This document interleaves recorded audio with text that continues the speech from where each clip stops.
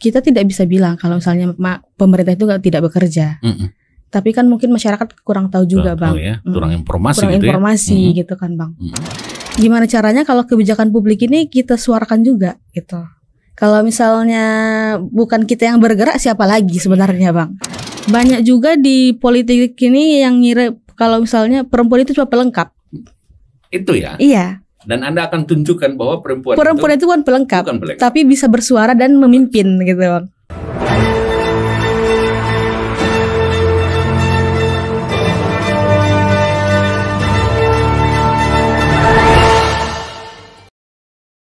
.6 FM Saturasi Suara, satu kata penuh makna pasti selalu di hati. Terima kasih Anda masih tetap bersama kami di podcast atau di program talk show Ruang Faslah Cerdas dan Inspiratif. Kita buka cerita dalam aktivitas seorang tokoh kita kali ini, yaitu Indah Anissa.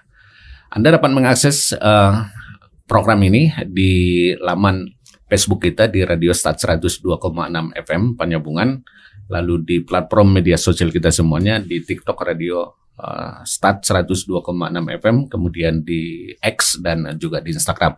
Kemudian di channel YouTube kita di Start FM News Channel, Anda dapat mengakses ini nanti untuk mengikuti perjalanan podcast kita, mengulik perjalanan seorang tokoh kita yang sangat menginspirasi pada kesempatan kali ini. Sahabat di Start FM, ada yang menarik tentang perjalanan politik Indah Anissa. Rupanya sebelum benar-benar nyemplung di kolam politik, dia lebih dulu mempersiapkan diri. Caranya, dia mengikuti pendidikan politik di Partai Golkar, di Golkar Institute Jakarta, lembaga pendidikan di bidang pemerintahan dan kebijakan publik. Ada ratusan orang yang mendaftar sekolah politik ini, tetapi diterima hanya 30 orang. Indah Anissa salah satu alumnus atau yang lulus pada Golkar Institute Jakarta. Golkar Institute bertujuan mempersiapkan dan menghasilkan calon pemimpin terbaik Indonesia yang memiliki kemampuan kepemimpinan, transformatif, dan kompeten dalam pengelolaan lembaga publik, khususnya lembaga pemerintahan. Selain itu, lulusnya diharapkan memiliki integritas, berdaya saing, dan etos kerja yang tinggi. Nah, cukup menarik sahabat di Start FM, kita elaborasi soal integritas, daya saing, dan etos kerja tokoh kita ini. Bu Dewan, iya, Bang. Makasih, masih kita tahan beberapa menit lagi, iya, Bang, di studio ini ya. Kita bakal mengulik perjalanan Anda di karir politik. Iya, gitu Bang. Ya.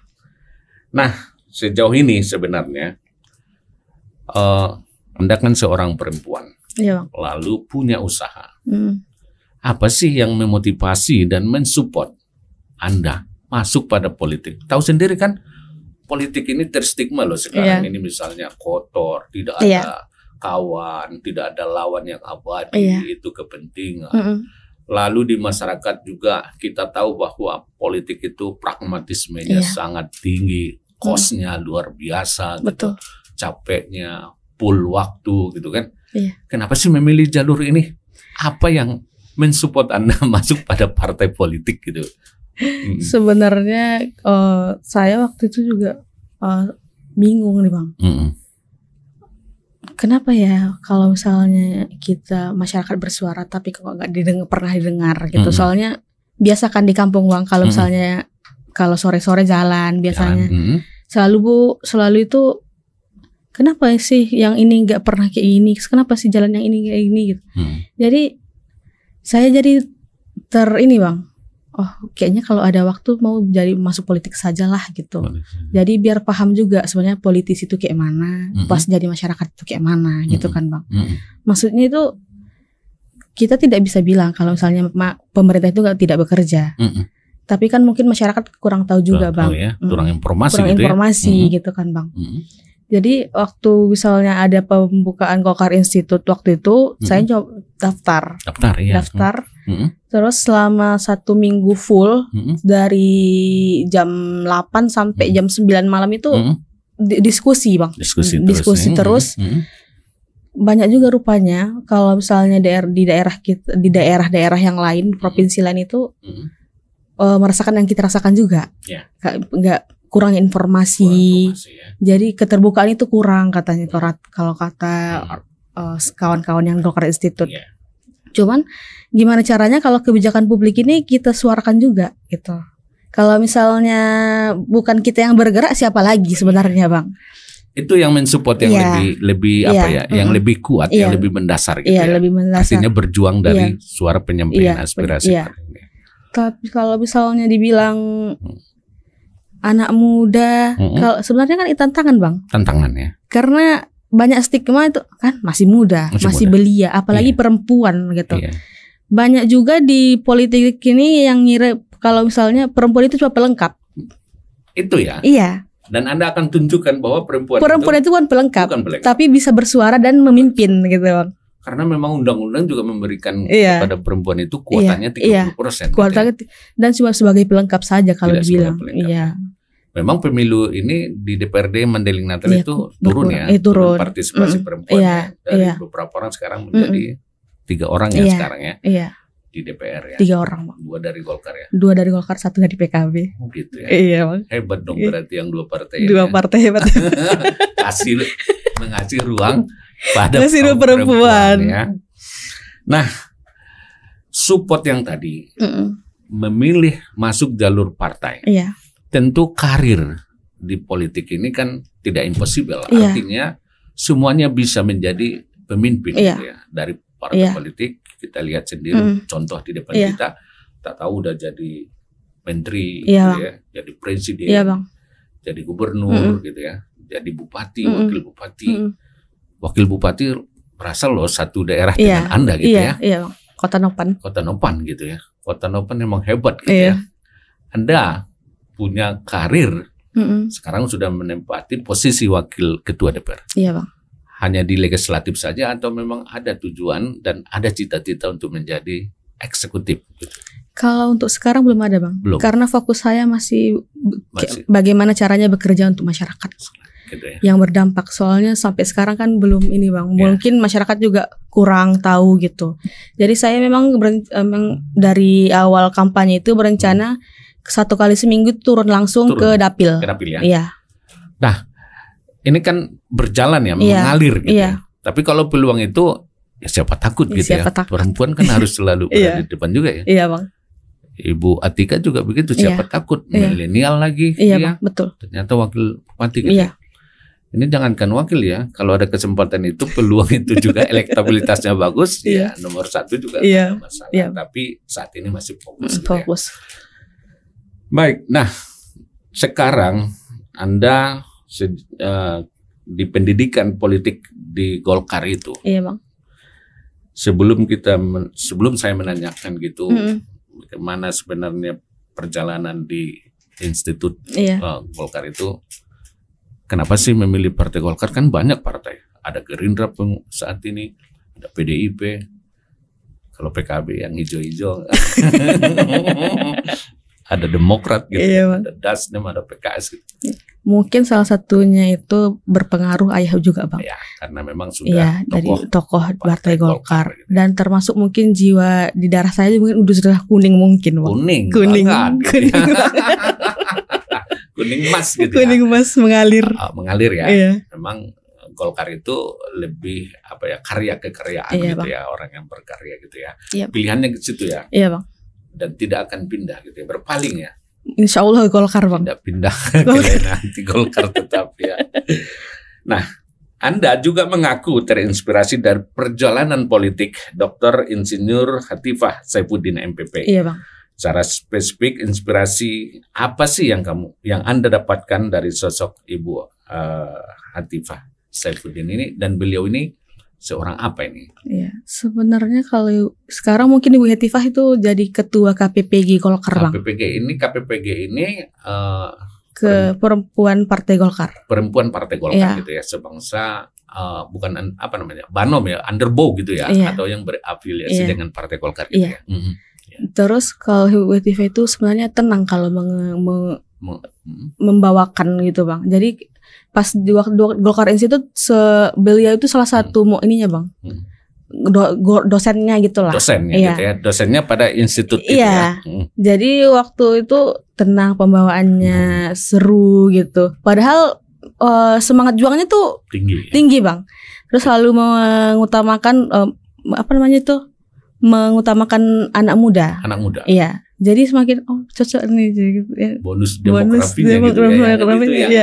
Itu yang dikejar oleh beliau gitu ya. Sehingga terinspirasi dengan ketenangan mengelola manage satu organisasi gitu dan mensupport untuk lebih mengutamakan dia kaum muda ya. Iya, selalu mengutamakan juga perempuan Bang. Nah, ini yang menarik nih. Sehari setelah dilantik menjadi anggota DPRD Mandailing Natal. Itu di 2024-2029 itu Anda Bang. didapuk menjadi pimpinan sementara. Iya Bang. Dan Anda langsung ngantor gitu loh. Iya Bang. Ini hal yang jarang loh terjadi di Mandailing Natal begitu. Lantas apa yang Anda temukan saat hari pertama ngantor sebagai anggota DPR Mandailing Natal yang sekaligus pimpinan sementara? Hari pertama saya ngantor itu mau silaturahmi dengan sekretariat dewan Bang. Sekretariat dewan. Internal ya? Iya internal.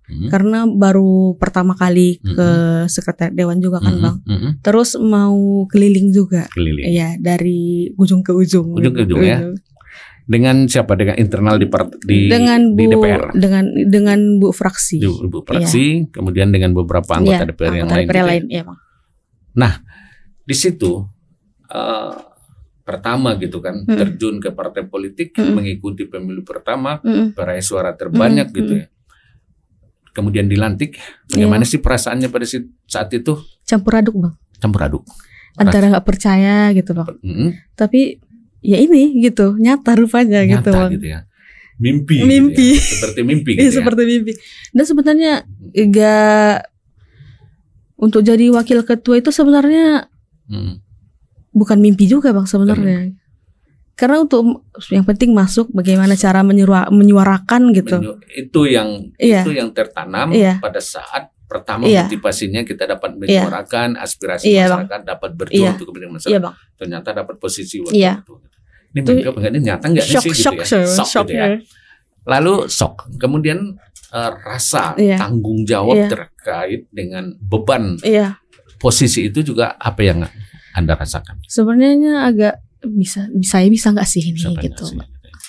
Soalnya Bang, karena mungkin banyak juga waktu saya yang kampanye itu, palingan nggak ada ini, palingan nanti cuman pas kampanye aja datangnya gitu. Jadi saya mau bawakan itu pas kampanye itu jadi wakil ketua DPRD. Gimana nanti caranya Mandailing Natal ini disuarakan gitu Bang. Ini bukan cuma dapil aja jadinya. Bukan dapil 2 aja. Udah wakil rakyat Mandailing Natal gitu ya. Iya Bang. Oke. Di posisi sebagai wakil ketua, meskipun ada pimpinan ketua gitu dan ada wakil ketua lain gitu ya. Tapi kan anggota DPR-nya berbagai macam partai gitu ya, latar belakang partai, kemudian motivasinya juga berbeda gitu. Iya Bang. Lalu kepentingannya juga berbeda. Bagaimana sih Anda menyikapi seperti ini? Siapa sih di antara bagaimana Anda menyikapi beragam kepentingan, beragam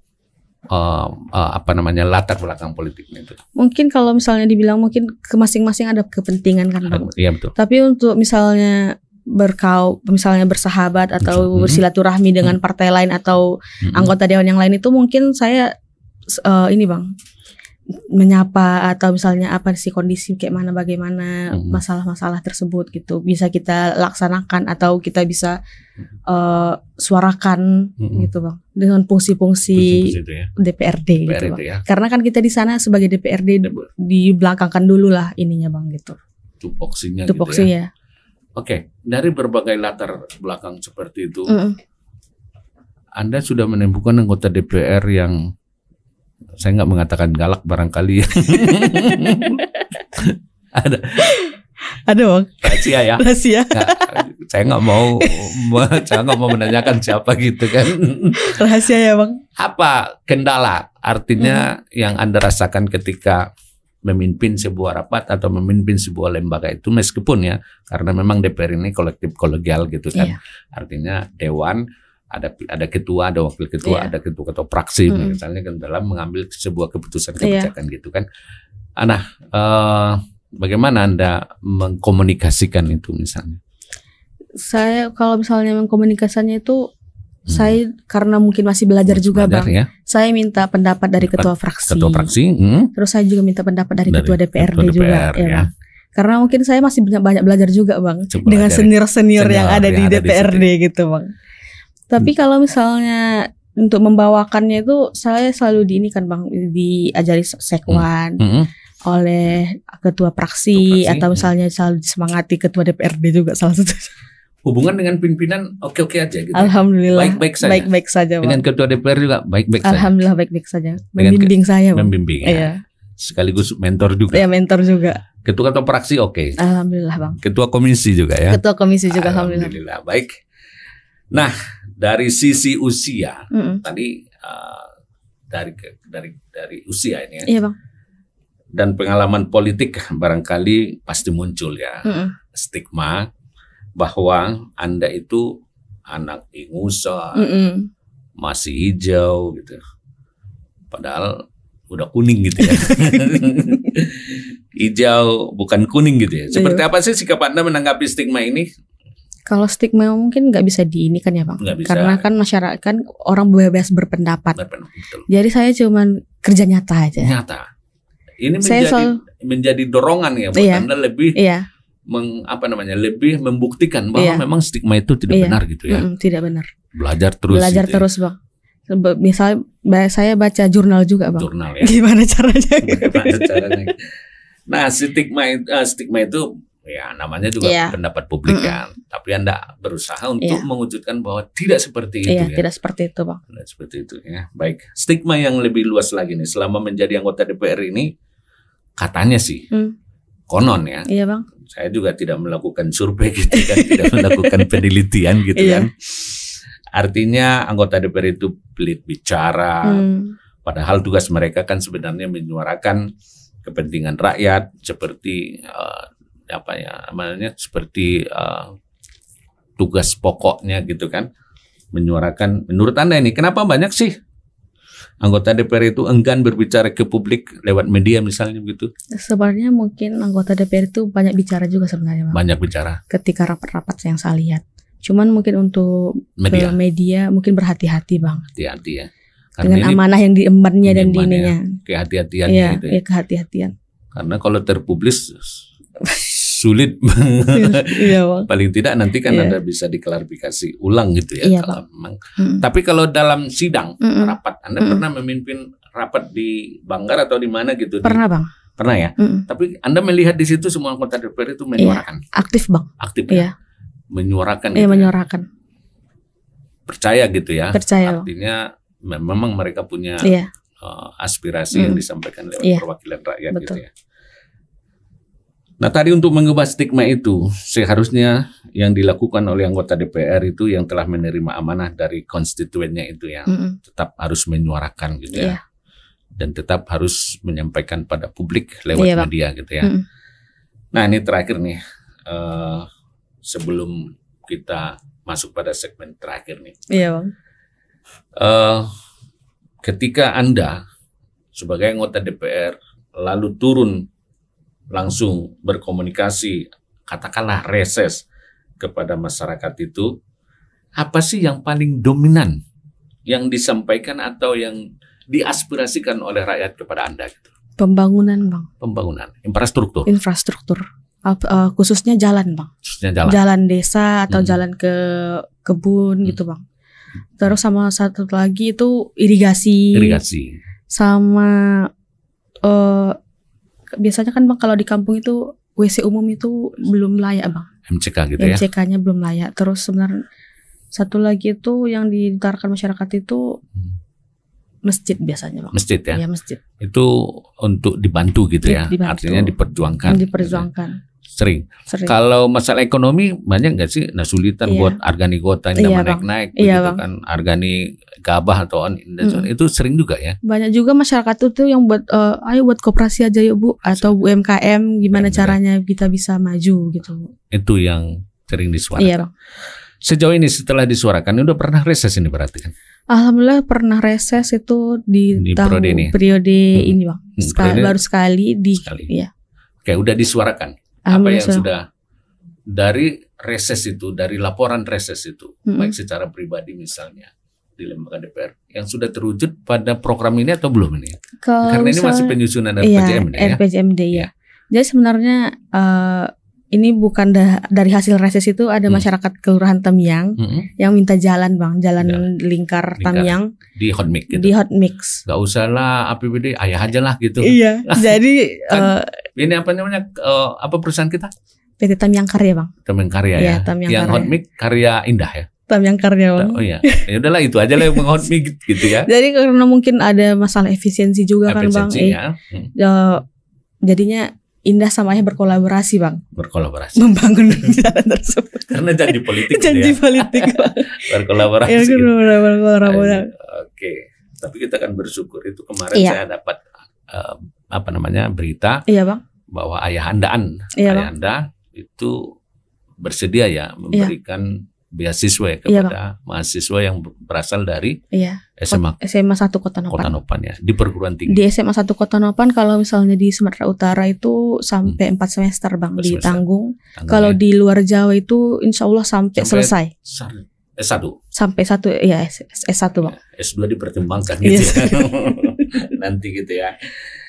Baik sahabat Istart FM, satu sesi lagi nih masih ada nih dengan tokoh kita. Kita akan cenderung nanti mempertanyakan terkait dengan perusahaan pilihan, karena kita berbicara di sini sahabat Istart FM, Indah Hanisa di antara bisnis dan politik. Nantikan setelah yang satu ini.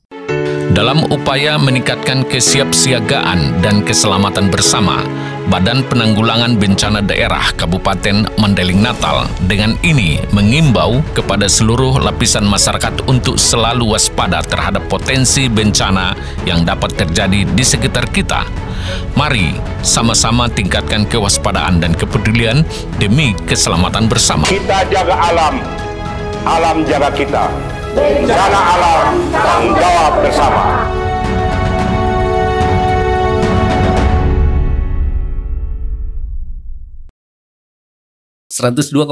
Saturasi suara satu kata penumpang napas selalu di hati. Kita sudah berada di sesi ketiga. Kita bakal ulik terus lebih dalam lagi beberapa pertanyaan ini kepada narasumber kita, tokoh kita yang sudah hadir di studio.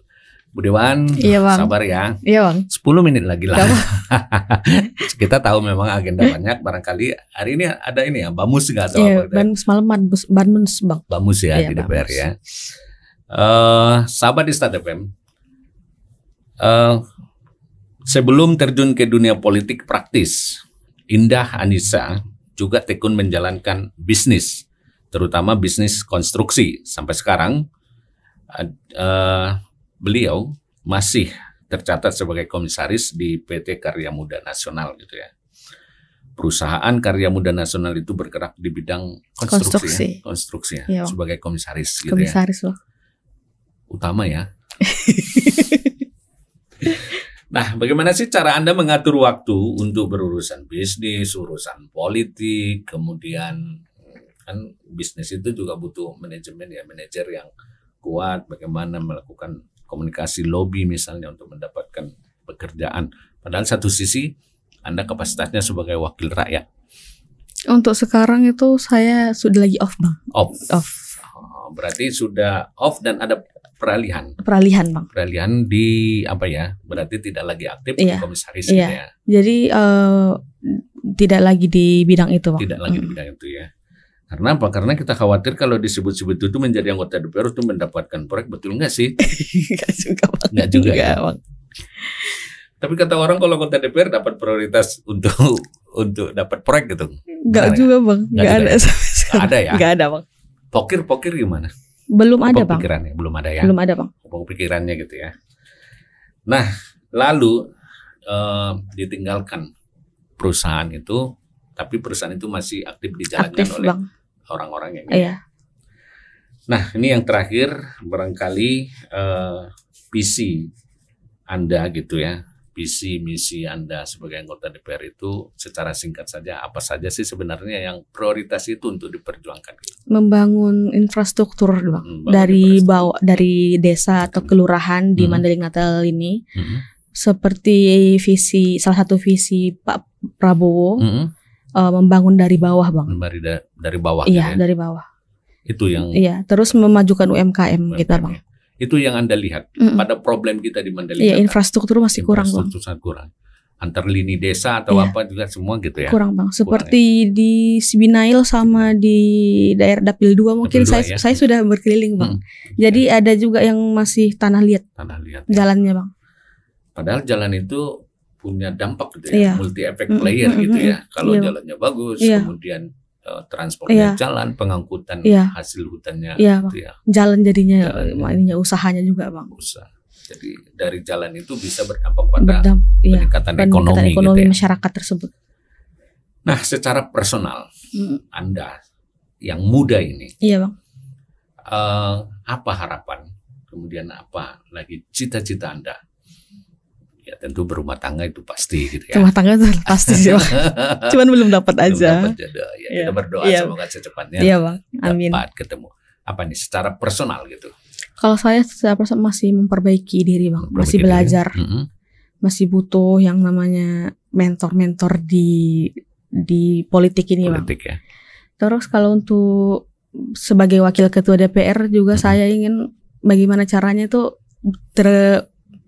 yang infrastruktur bisa berjalan ya. Biar masyarakat juga merasakan gitu Bang. Jadi saya bisa berdampak buat masyarakat juga Bang. Itu harapannya. Itu harapan untuk saat ini Bang. Sebagai wakil ketua DPR, sebagai anggota DPR gitu, dinamikanya di DPR juga tadi udah kita ulik gitu ya. Artinya udah kita tanyakan, banyak yang barangkali kadang-kadang tidak satu pemikiran tapi berupaya untuk menyatukan pendapat pikiran itu ya. Secara DPR itu harapannya kepada rakyat bagaimana secara masyarakat. Sebagai yang wakil ketua DPR, sebagai anggota DPR lah. Untuk masyarakat Mandailing Natal semoga tidak pernah lelah untuk menyuarakan apa yang perlu DPR suarakan Bang. Diperjuangkan. Jangan pernah lelah untuk memberikan saran-saran atau kritik untuk membangun Mandailing Natal kita ini Bang. Baik. Makasih Bu Dewan Bang, sama-sama. Atas waktunya 1 jam saya sita misalnya waktu di tengah kesibukan Anda sebagai sebagai wakil ketua sebagai DPR karena aktivitas DPR ya. Sahabat Istatepem, kita sudah mengungkap beberapa cerita-cerita dalam perjalanan karir seorang Indah.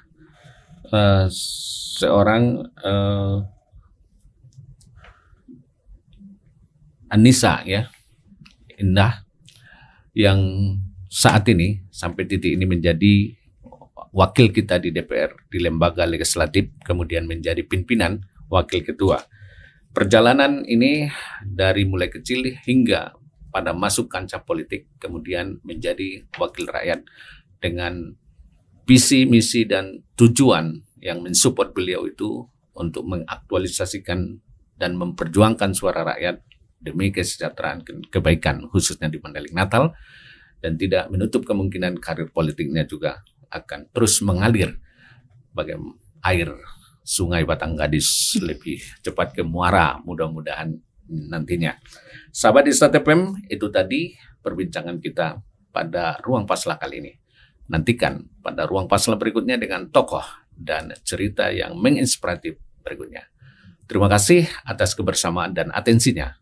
Mohon maaf jika ada hal yang kurang berkenan. Akhir kalam. Wassalamualaikum warahmatullahi wabarakatuh. Horas.